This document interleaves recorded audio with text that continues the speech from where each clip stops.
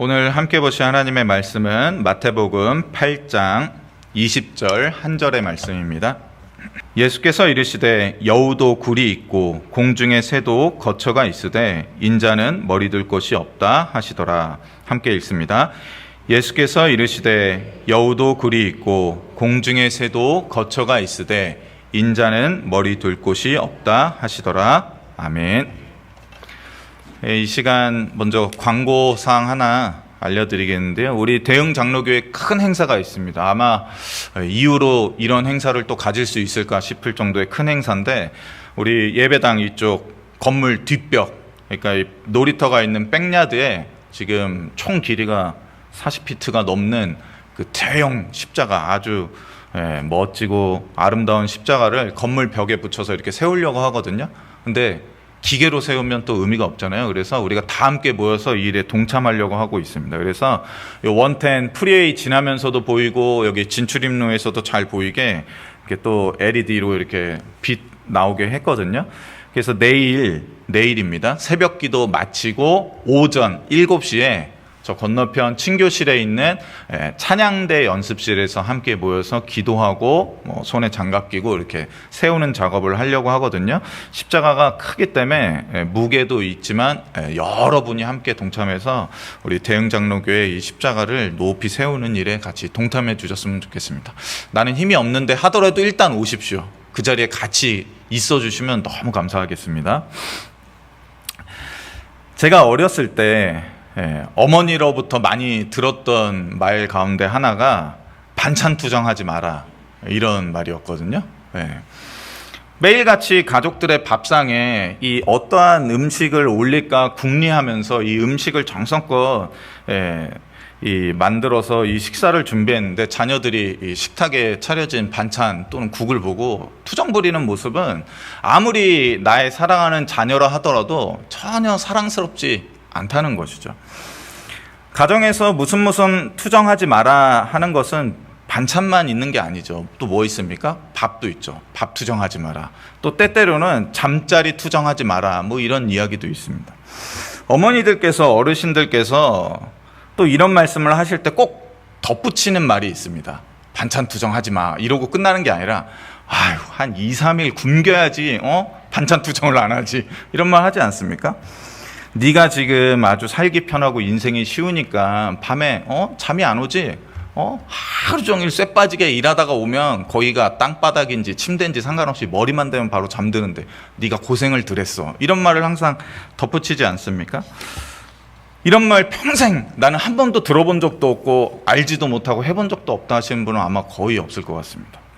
근데 오늘 본문을 보면 예수님께서 이렇게 말씀하십니다. 인자는 머리 둘 곳이 없다. 이걸 조금 더 풀면 이렇게 말씀하시는 건데요. 사람의 아들인 나는 이 땅에서 내 머리 누일 그 장소 단 하나도 없구나, 이렇게 말씀하시는 것입니다. 예수님의 이와 같은 말씀을 이 복음 전도의 선교 현장에서 쉴 새 없이 수없이 돌아다니시면서, 그때 당시에도 뭐 숙소가 있었지만 제대로 된 숙소 하나 제자들이 마련하지 못해서 때때로 머리를 누이고 쉴 그러한 잠자리가 없는 이 나의 이 고된 이 복음 전도의 이 사역의 현장에 대해서 예수님께서 내가 이러려고 이 땅에 왔나라고 신세한탄하는 그러한 투정이다라고 생각하시는 분은 없으시죠? 없으실 것입니다. 그렇다면 예수님의 이 말씀은 어떤 의미가 있는 것이겠습니까? 나는 이 땅에 머리 둘 곳 하나 없다라고 말씀하신 이 표현은 이 성경의 동일한 본문이 이제 누가복음에 똑같이 나오고 있거든요. 근데 그 출처가 어디인지 정확히 알 수가 없습니다. 이게 무슨 격언인지 뭔지도 알 수가 없어요. 그래서 이 말씀을 하셨을 당시에 예수님의 이 행적과 앞뒤 본문의 내용을 살펴볼 필요가 있는데요. 예수님께서 이 말씀을 하시기에 앞서 어떤 일이 있었냐면 18절에 보시면 무리가 자기를 애워싸는 것을 보시고 라고 기록되어 있습니다. 즉 지금 예수님은 공생의 사역을 막 시작하셨습니다. 그런데 예수님의 이 공생의 사역 초기에 이 영향력이 얼마나, 파급력이 얼마나 컸던지 온 지역에서 어떻게 합니까? 예수님의 소문을 듣고 모여들고 찾아오게 됩니다. 그들은 특히 산에 올라서 가르치시는 예수님의 이 율법의 이 이전과 전혀 다른 해석, 즉 우리가 잘 알고 있는 팔복을 비롯한 수많은 이 산상수훈의 가르침에 입이 떡 벌어지도록 놀랐다는 것입니다. 이야, 정말 대단한 말씀이다. 그리고 그 산에서 가르치심을 마치고 내려오셨을 때 나병 환자를 치유하시는 예수님의 기적을 봤습니다. 또 예수님께서 친히 많은 병자들을 고치시고 귀신 들린 많은 자들의 이 귀신을 말씀으로 다 쫓아내신 사건까지도 목도하게 됩니다. 상황이 이러하니 어떻겠습니까? 이전보다 더 많은 군중들이 모여들어서 예수께 어떻게 하든 가까이 나가보려고, 그냥 멀찍이 지켜보는 게 아니라 어떻게든 예수님 가까이 나가보려고 예수님께 모여들어서 예수님을 에워싸게 된다는 것입니다. 여기에 이제 예수님이 있으면 요 가까이에 수많은 군중들이 둥그렇게 아주 많이 에워싼 상태에 있는 거죠. 바로 그러한 그때에 예수님께서 이제 바다 저편으로 건너가자 하셨을 때, 사람이 너무 많으니까, 그때 이 무리 사이에서 한 명이 이 무리를 비집고 예수님 앞에 나옵니다. 그가 누굽니까? 오늘 성경에는 어떤 한 서기관이라고 말하고 있습니다. 그리고 나서 그 서기관은 예수께 나와 그 무리 앞에서 이렇게 고백합니다. 선생님이요, 어디로 가시든지 저는 당신을 따르겠나이다. 이렇게 말하고 있습니다. 그의 이러한 결단은 결코 가벼운 것이 아니었죠. 왜냐하면 그의 현재 지위와 신분을 생각한다면 이 총구석 나사렛에서 알지도 못하는, 무슨 누구의 문화생인지도 모르는 이 예수라는 젊은 이 사람이 지금 대단한 이 가르침을 아무리 가졌다 한들 그 뒷배경이 뭔지를 전혀 모르는데, 그러한 예수 앞에 서기관은 누굽니까? 어렸을 때부터 이 율법 중심의 교육을 받은 인재입니다. 영재예요. 엘리트 중에 엘리트입니다.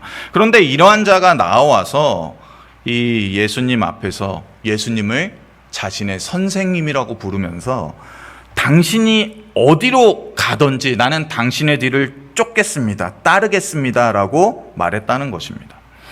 예수님 당시 이스라엘 사회 안에서 서기관은 상당히 높은 지위였고 명망이 있는 자리였습니다. 뭐 여러 가지 해석이 있긴 한데, 특별히 갈릴리 지역에 있는 서기관은 좀 더 직급이 낮았다라고 말하기도 합니다. 예루살렘보다. 왜냐하면 지방에 있으니까. 그렇다 하더라도 서기관은 어려서부터 집중적으로 하나님의 율법을 이렇게 받아 쓰고 옮겨 적어야 하기 때문에 집중적으로 양육되고 교육받은 아주 대단한 사람이라는 것입니다. 상당한 수준의 교육을 받았던 사람이죠. 이때 당시에 하나님의 율법책을 직접 자기의 손으로 받아 읽고 쓸 수 있는 사람은 이스라엘에 몇 명 안 됐다는 것입니다. 그러니 이 서기관들이 받는 그 명망과 이 추종자들이 상당히 있었겠죠. 굉장히 존귀한 신분이었다는 것입니다. 그러한 이 서기관이 무리들 앞에 나와서 이렇게 고백하고 있는 것입니다. 근데 그의 고백을 잘 보십시오. 그가 비록 아직은 예수님을 주님으로 알진 못하지만, 선생님, 당신이 어디로 가시든 저는 당신을 따르겠습니다. 라고 이 고백한 이 내용은 무엇입니까? 세 글자로 딱 압축하면 제자도입니다. 그렇지 않습니까? 스승이 앞서가면 그 가는 길이 어떠한 길이든지 그 스승의 뒤를 바짝 뒤쫓는 삶은 우리가 잘 알고 있는 제자도의 삶이라는 것입니다. 그러니 이 서기관은 정말로 예수님을 자신의 참 스승으로 받아들이고 그분 뒤를 쫓겠다고 고백하고 결단한 것이죠. 한국에 최근에 강서구청장 보궐선거가 있지 않았습니까? 뭐 선거 내용 얘기하려는 게 아니라, 미국에서도 이제 내년에 대통령 선거가 치러지게 되는데, 이 선거에 나온 후보들 모습을 보면 어떻습니까? 그냥 가만히 이렇게 서 있나요? 아니죠. 어떻게 합니까? 저마다 나를 지지하라, 나를 좀 도와달라, 표를 나에게 주십시오라고 선거운동을 뜨겁게 합니다. 그리고 자신의 열렬한 지지자들을 어떻게 합니까? 아유, 뭘 와, 유세장에 오지 말고 집에 있어 라고 하지 않습니다. 모이십시오 해갖고 수많은 사람들을 동원해서 선거 유세장에 모이게 하죠. 그리고 선거 운동의 열기가 한창 뜨거워질 때는 어떻게 합니까? 이 사회적으로 신분이 높고 유명한 사람들을 찾아가서 당신이 나를 지지한다고 성명을 좀 발표할 때가 된 것 같습니다. 그러면서 수많은 단체들과 유명한 사람들, 신분이 높은 사람들에게 나는 현석 목사를 지지합니다를 발표해달라고 그렇게 하지 않습니까? 바로 지금 이 시점이 예수님에게 있어서는 바로 이렇게 중요한 시기라 할 수 있는 것이죠. 예수님은 세례를 받으셨습니다. 그리고 광야로 가셔서 40일 밤낮 금식을 하시고 시험하는 자로부터의 그 모든 시험조차도 다 이기시고 드디어 세례 요한이 잡히신 후에 어떻게 하십니까? 자신의 공생의 사역을 복음 전도와 함께 본격적으로 시작하게 된 시기라는 것입니다. 예수님께서는 자신의 나라가, 내가 전하는 천국이 어떠한 것인지를 산에 올라가서 수많은 군중들에게 선포하고 가르쳤습니다. 즉 내가 이끌 나라는 이렇습니다라고 공약을 선포한 거나 비슷하다고 보시면 되죠. 그리고 산에 내려오셨어요. 그리고 나서 놀라운 기적과 이적으로 내가 참 메시아다는 것을 말로 드러내진 않았지만 어떻게 합니까? 그것을 행동으로 보여주셨죠. 그러니까 대통령 후보가 여러 가지 선거운동을 하면서 이거 봐라, 내가 참으로 대통령답지 않냐를 만천하에 보여준 거 아니겠습니까? 그래서 수리아 온 지역에 그 소문이 삽시간에 퍼졌습니다. 그래서 수많은 무리들이 예수께 모여든 겁니다. 그리고 그 무리들 가운데 유대인들로부터 존경받는 서기관이 예수께 나와서 당신 가르침 내가 산상수훈 잘 들어봤는데 정말 탁월합니다. 잘했어요. 대단합니다. 이렇게 추켜 세운 것으로 끝난 게 아니라 뭡니까? 당신은 이제부터 나의 선생입니다. 내가 어려서부터 율법을 배웠지만 당신이 나보다도 율법에 더 뛰어나십니다라고 고백한 겁니다. 나는 서기관이지만 그러나 지금부터는 당신의 제자가 되는 게 낫겠습니다 라고 말한 것입니다. 그리고 이렇게 말하는 거죠. 나는 당신을 따르기 위해서라면 랍비를 따르듯이 나를 서기관 되게 가르쳤던 그 서기관 스승을 따르듯이 당신을 온전히 졸졸졸졸 따라다니겠습니다. 나는 당신을 따르기 위해서 가지 못할 곳이 없습니다. 이 갈릴리 호수 바다를 건너가라 한다면 나는 그곳에도 기꺼이 따라가겠습니다. 이렇게 말하고 고백한 것입니다.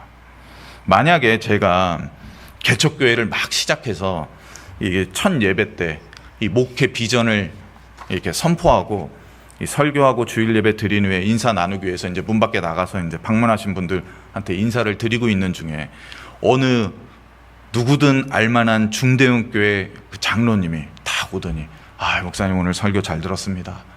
좋은 개척교회를 하시니 제가 응원하겠습니다. 이런 게 아니라 제 손을 꼭 붙잡더니 목사님, 저는 이제부터 그 중대형 교회 장로가 아니라 이 개척교회를 섬기는 이 교회의 장로가 되겠습니다. 충성을 다하겠습니다. 이러면 제가 어떻게 하겠습니까? 거기 앞에 대고는 얘기 못 하겠죠. 근데 잠시 뒤로 불러서 장로님 그러면 주중에 따로 식사 한번 하시죠. 이랬겠지 않습니까?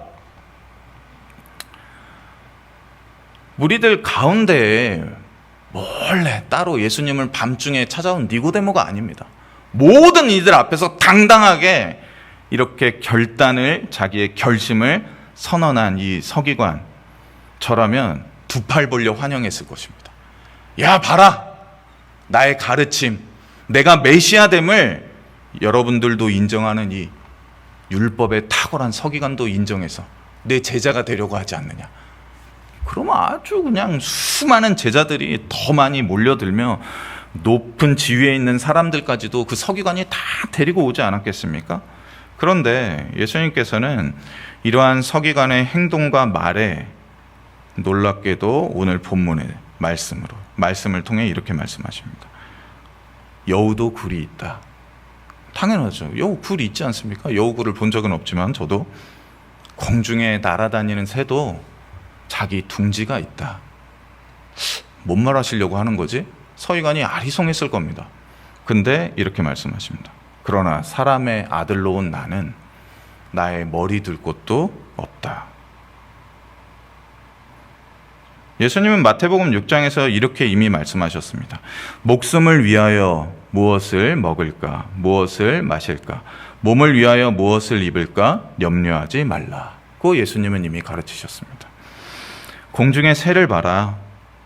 심지도 않고 추수하지도 않는다. 창고에 쌓아두지도 않는다. 그러나 그러하되 너희 하늘 아버지께서 그 공중의 많은 새들을 다 지금도 기르고 계신다. 이렇게 가르치시면서 세상 삶을 염려하지 말라고 말씀하신 그 예수님께서 지금 집 없다고 신세한탄 하시는 건가? 제가 만약에 그 장로님이 다 오셨을 때 충성을 다해서 따르겠습니다 이렇게 얘기할 때 제가 아직 교회 건물이 없는데요. 제가 아직 사택이 없습니다. 제가 아직 자동차가 없어요. 이렇게 얘기했다고 생각해 보십시오. 그런 건 아니겠죠. 예수님은 그런 신세한탄을 하신 게 아닙니다. 오늘 이 말씀은 들짐승 중에 여우는 무엇입니까? 들짐승 중에 작은 생물입니다. 힘도 없어요. 여우가 막 호랑이나 사자처럼 이렇게 사냥을 하는 걸 본 적이 있습니까? 그렇지 않습니다. 들짐승 중에 가장 작고 힘없는 여우도 자신의 굴을 갖고 있단다. 공중에 거처 없이 떠도는 것 같은 저 작은 새들도 자신들을 위한 둥지가 있다. 그러나 나는 이 땅 가운데 나의 이 머리 하나 둘 이 잠자리조차 없다 하신 이 말씀은 당신을 따르겠습니다라고 결단하며 예수님께 나온 서기관에게만 맞는 대답이 아니라 이유로 예수님을 따르겠습니다. 나는 예수님의 제자가 되고자 합니다 라고 말하는 모든 주의 제자들에게 주는 메시지라는 것이죠. 주의 제자가 된다는 것, 주를 언제 어디서나 쫓으며 따르겠다는 것은 예수님께서는 다윗의 자손으로 왕으로 메시아로 이 땅에 오셨음에도 불구하고 이 땅 가운데에서는 자기 자신의 머리둘 곳조차도 얻지 못하여서 때로는 들의 여우를 바라보며 때로는 공중에 날아가는 새들을 바라보며 저 여우와 저 새보다도 못한 자기의 이 상황 가운데에서도 어떻습니까? 이 땅에 온 그 맡은 본분과 사명을 위해 메시아로서 또 메시아를 따르는 제자로서 나에게 주어진 하루를 기꺼이 살아가야 하며 살아내야 한다는 것을 알려주시는 것입니다. 그러한 현실을 직시하라는 것이죠. 주님이 지금 가시고자 하는 이 길, 이 장소는 여우가 머무는 작은 굴, 새들의 하찮은 둥지, 그게 대단합니까? 아니죠. 하찮다는 것입니다. 작다는 것입니다. 그런데 주님이 지금 가고자 하는 그 길을 걷다 보면, 그 장소에 도달하다 보면 때로 여우와 새들을 부러워하게 될 그러한 길이며 그러한 장소가 되기도 한다는 것을 예수님은 가르치고 있는 것입니다. 그 서기관에게. 세리였던 마태는 이 서기관과 가장 반대에 있던 사람입니다. 그런데 세리 마태는 세관에 앉아있는 자신을 제자로 부르셨던 예수님의 이 일화를 이 본문 다음에 바로 붙이진 않았지만 기록하고 있거든요. 세리 마태는 누굽니까? 세리 마태는 비록 힐난받고 손가락질 받는 존재였지만 대단한 부자였습니다. 재력이 어마어마했습니다. 그래서 그는 어떻게 합니까? 예수님과 함께, 예수님의 제자들과 함께 자기의 친구된 이 세리들을 많이 자기 집에 초청하여서 음식을 제공할 만큼 풍성히 대접할 만큼 부유한 재력가였습니다. 그리고 그런 마태는 예수님이 부르신 이후에 예수를 스승 삼아서 이 땅에서의 삶 동안 머리 둘 곳조차 갖지 못하신 자신의 스승 되신 예수님의 이 일화를 지금 마태복음에 자신의 손으로 다시 기록하고 있는 것입니다. 그는 어떠한 심정이었을까요? 내가 그때 세관에 앉아 있다가 일어나지만 않았어도 예수님이 나를 부를 때 예수님 저 지금 바쁩니다. 지금 이거 텍스 이거 계산하고 로마에 보고하고 이거 다 갖다 드려야 되는데 나 지금 너무 바빠요. 좀 이따가 부르세요라고 했다면 나 지금도 떵떵거리면서 부유하게 더 많은 부를 축적하고 화려하게, 비록 사람들이 뒤에서 수군거린다 하더라도 그게 뭔 상관이냐, 내가 이렇게 잘 먹고 잘 사는데 했을 텐데, 내가 그때 왜 자리에서 일어나고 하필이면, 이런 생각으로 썼을까요? 아니요. 그는 다시금 자기 자신을 돌아봤을 겁니다.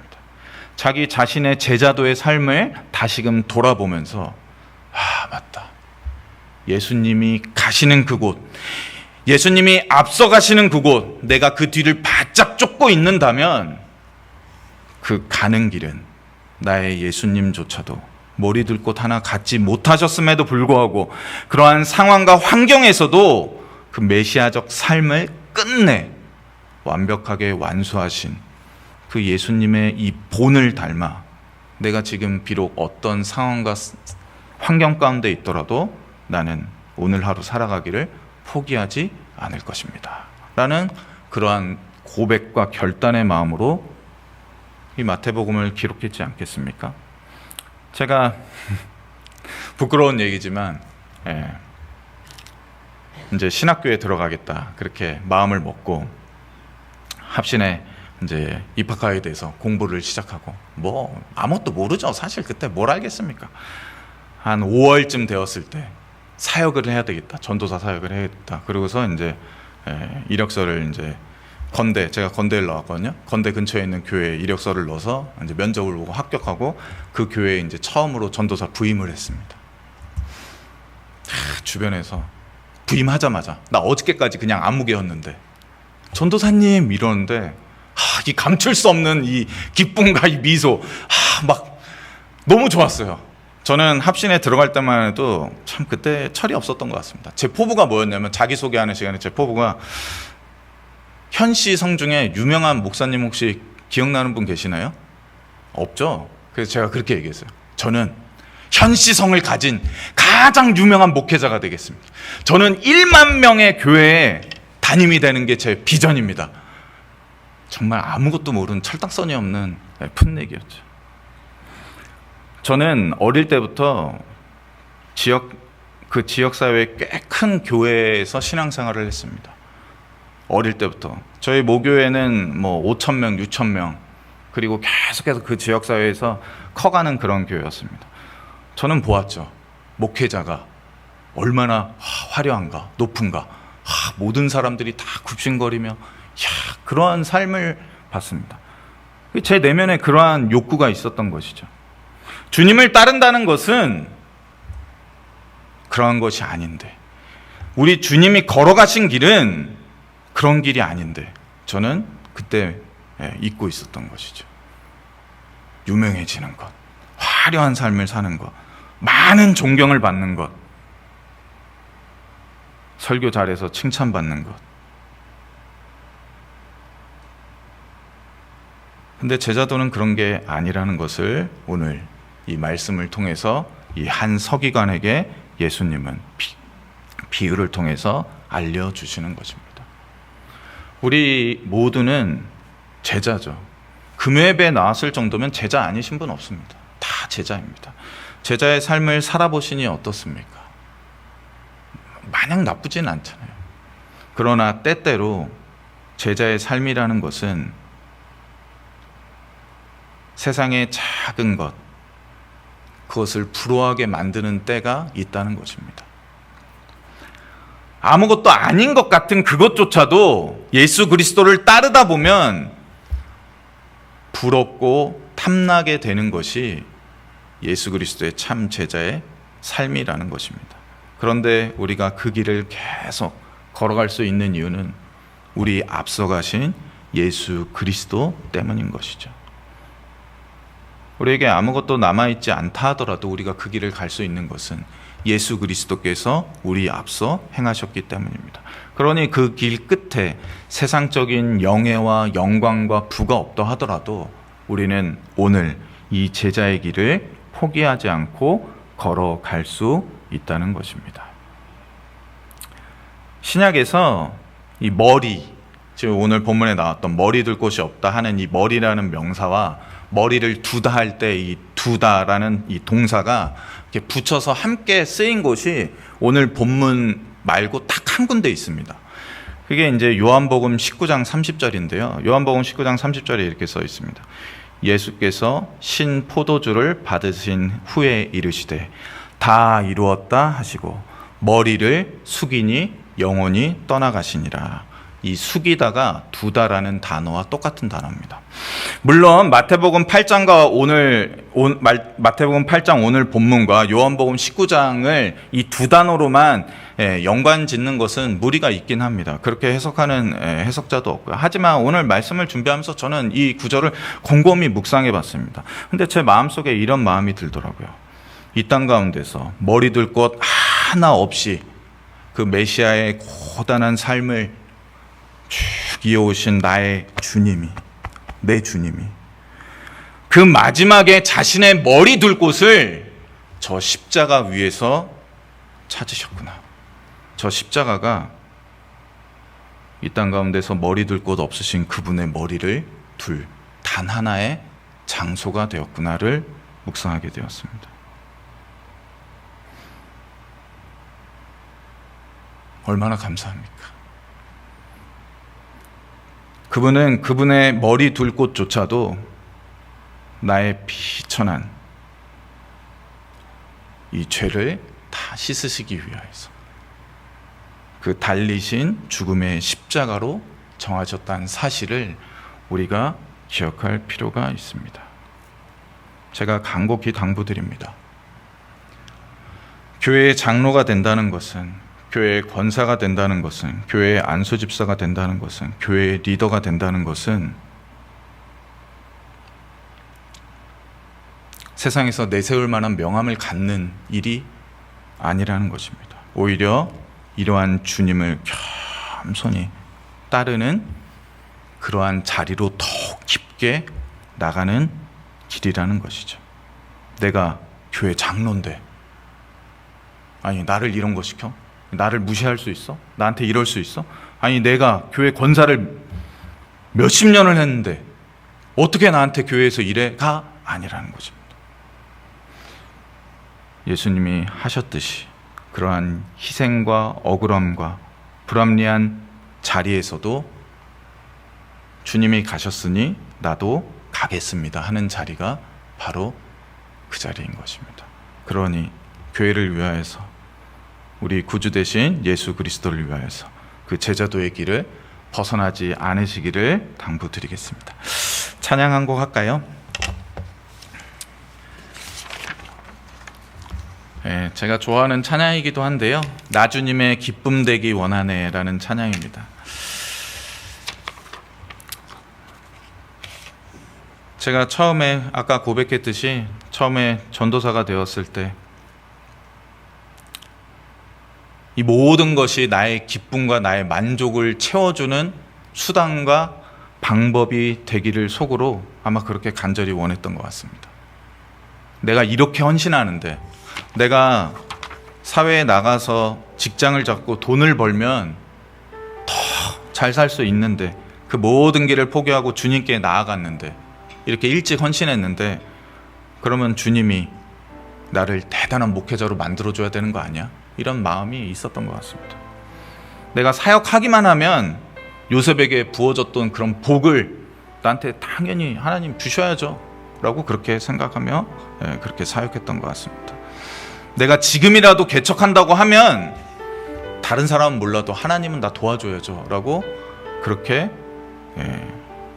목회의 방향성을 그렇게 설정했던 것 같습니다.